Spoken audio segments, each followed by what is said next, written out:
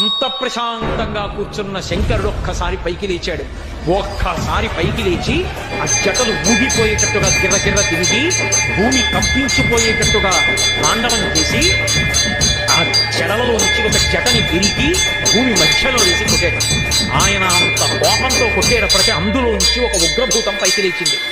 అభ్రంలిహాదభ్ర విభ్రమ ప్రభ్రమ కృణీల దీర్ఘ శరీరమర ప్రజ్వల జ్వలన దీప్త జ్వాలిక జ్వాల జజ్వల్యమాన కేశములు మెరయ జండ దిగ్వేదండ శుంఠావదొడ్డండ సహస్రద్యుతి హేతి సంగమప్ప వీక్షణత్రయలోక వీక్షణద్యుతిలోక వీక్షణతతి దుర్నిరీక్షమగుచు గ్రగచ కఠిన కరాల దంస్కలు విలుండ ఘన కపాలస్తు మలికలు తనరా అఖిలలోక భయంకరుండగుచు వీరభద్రుడు దయించమారట రుద్రుడుగుచు.